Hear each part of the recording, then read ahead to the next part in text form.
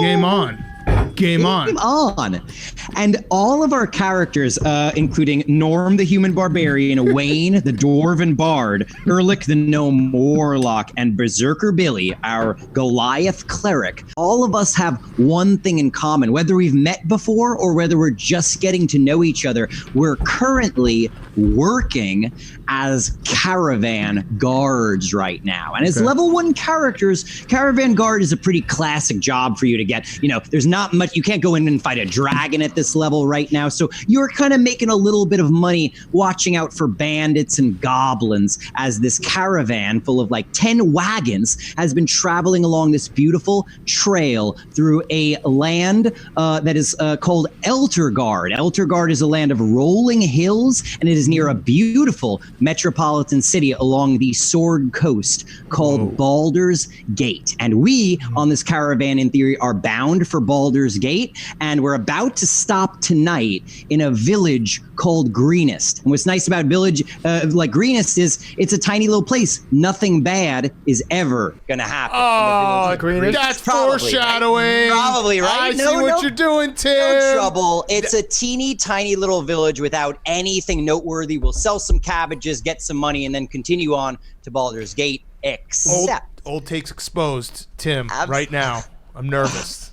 At the moment, you're noticing as you guard this caravan and are just moseying along on some wagons that the scout for this caravan, the guy who rides out ahead, is coming riding back, and he's riding hard right now. He is riding with urgency, quicker than you've ever seen him ride before. And he rides right up to the caravan master.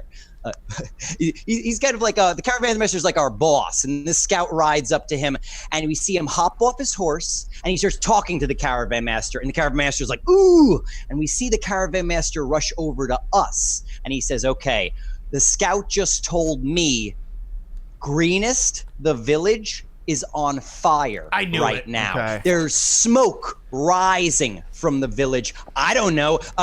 He said it looked like multiple fires, and he said he thought he heard, and he looks at the scout and then looks back at you, a roar. Whoa. Sounds like they're having a party. Master, sounds like they're just smoking each other out and getting live with it. Okay. Hotbox in the village. It's called Greenest, yeah. I'll trade him some cabbage. Okay. And so it does sound like the caravan master and the scout are turning to us and are saying, well, what do you think we should do? Do you want to scout ahead of the caravan? Should we stop here? Should we, what do you think? And we've got some options. We could talk to the caravan master, but he doesn't seem to know too much. We could talk to the scout. He also seems like he only got a little glimpse. Or we could just start heading to Greenest. We could do whatever we like. Let's push Greenest. Push Greenest. I think we gotta just say, fuck it, we're about that action. Yeah, let's push. You just go rushing in. And we're like the A-team for this caravan. They have some guards, but we're the ones who, if the bandits were to show up, we'd be the problem solvers. We're the elite force here compared to some of these other like level 0 mooks running around. As you get closer to the village, you can tell that the scout was right. There is smoke rising, and we're seeing small groups of villagers who look like they're fleeing the village out into the woods around here. What we like to do, at this point, you could get closer, but you know that once we get on top of the next hill, you're going to be like seeing the village below. You'll be pretty close to the village. Let's get a load out and get the high ground. You could roll to try to look at what you can see from far away, or you could like grab some of these peasants and roll to see if you can stop them and like get them to tell you what's going on. I think we take some hostages. Yeah, let's get some peasants. Absolutely. You see nearby you what looks like a small family fleeing up over a hill from behind a tree, and it looks like a dad in the lead swinging like a lantern, like he's trying to use that as a weapon, like everybody get away. And there's 2 kids running after him, and then the mom is in the back, and she's got a shield and a spear out. She's obviously part of the militia here, and she had weapons to grab, and she's guarding the kids from behind. It looks like she's worried there are enemies approaching her, it seems. Do you want to try to but they seem pretty far away. Do you want to roll persuasion to try to like see if you can flag them down? Yeah. Or In theory, the bard would be very good at persuasion. You'd have a +5 on this. Whereas if we're trying to intimidate them and yell at them, like, tell us what's going on, that would be the barbarian's forte. I don't think that we want to intimidate these people. We want to. Oh, because you get to roll. No, we want to befriend them, and then we want to get to their village. Can we make a note that I would like to speak to the children? Children can't lie. Okay. Okay. All right. You can absolutely. Would you be? So I heard, Norm, you're looking to talk to the children, but I'll warn you, your persuasion bonus. No, Bard can go. Bard can absolutely. Persuade them. Yeah. Good call. He's Probably just saying, he wants to roll. I'm the same size as them, so they'll trust me more. Okay, here we go. Love that. Absolutely. As a dwarf, you can start rushing in their direction. Roll a d20, the big die, and then add a +5 to your roll. So you're that much likely to do better. Here we go. He's rolling. Rolling now. The die has been cast. It's only a 7, so it's a 12. Ooh. With a 12, they're only going to answer one question right now, and then they're like, we don't have time. We got to keep going. What do you want to ask them? I think you got to ask, like, who's LeBron in the village? Huh? Who's in the village? Yeah. Who is in the village?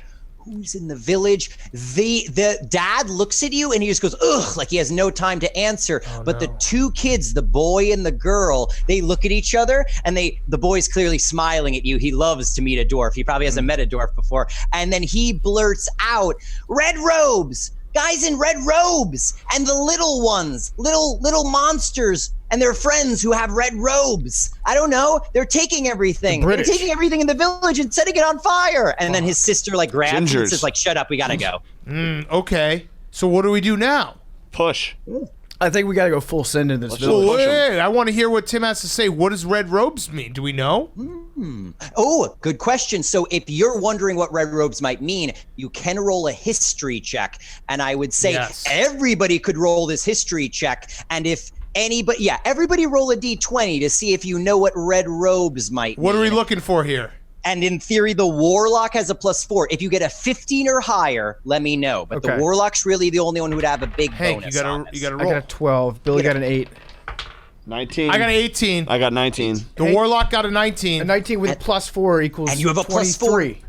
23. So I'm going to say anybody who got a 15 or higher, it sounds like Norm, you know this. Red robes, it sounds like a cult to you. There are many evil cults in the world of Dungeons and Dragons. Some of them worship evil elder gods. Some of them worship demons. You don't know who this group is exactly, but red robes definitely sounds like a cult to you. It sounds like they have lesser minions with them. However, with a 23 on that roll, the warlock, who is probably himself kind of a cultist, knows a lot about cults. True. And red robes in particular, you can even confirm with the kids, wait, was there also gold on their robes? And the kids are like, yeah. And you confirm that means red and gold means the cult of the dragon.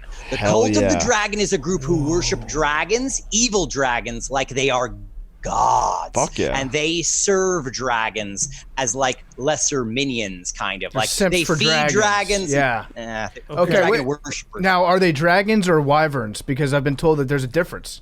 There is a big difference, especially in D&D. While wyverns are beasts that are like dragons, true dragons in D&D, we all would know, have a couple of things going for them. They can talk, they are highly intelligent, and they usually have a lot of magic at their disposal. But wyverns compared to dragons are like chickens compared to a hawk. It is a very different situation, very different threat level. Okay, so all right, so just to recap, guys, we know it's a cult.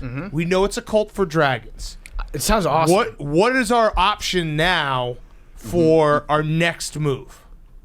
You are currently still talking to the kids, but they don't seem to want to talk anymore. We could keep rolling checks on them if we want to pump them for more info, but otherwise it would be no check to just run further into the village. It would be a check to scout the village carefully from further away. Can we waterboard them? Leave no witnesses. Excuse me, enhance interrogate the kids. Hold them upside down. All right, I think we should scout. I think we should scout the village. Absolutely. What do you guys think? You guys cool with that? Sure. We scout it? You good? You want to go all the way in? Yeah, go Berserker Billy. All right, fine, fuck it. Let's go all the way in. Push. If one of us dies, remember I said scout. And I mean, you could always like start doing perception checks when you're seeing the village more clearly. This is a classic situation where like the big guy has short friends. He's like, yeah, let's go fight these guys. Like, who's gonna have to fight him? Me. I don't want to do that. I want to hang out and like sing a song. It's the short guy at the bar who gets in a fight. He's got a big friend. Billy, go heal at the tavern because someone there probably is not worried about any of it. Oh, is there a tavern in the town? Good point, Billy. There is almost definitely a tavern in a town this size. Let's go bar hopping with the boys. Can we go to the tavern? Boys are back. Healing. Absolutely. As you get to the top of the hill that's going to allow you to see into the village now, you crest this hill, and sure enough, you can see the tavern, but it's on fire right now. Someone burned the tavern down. Shit. And you can see red-robed figures laughing and marching around in groups around this town, setting buildings on fire. And you also see red-robed figures running out of buildings, carrying chests and like wardrobes and other random knickknacks. They're like stealing from this looters. Guys, I'll be honest with you. It sounds like the red robes are absolutely dominating this fight. Like, yeah, so we want to be on the right side of history, right? Well, yeah. So what's our option now that we've seen everything's on fire? They're fucking shit up. What do we do?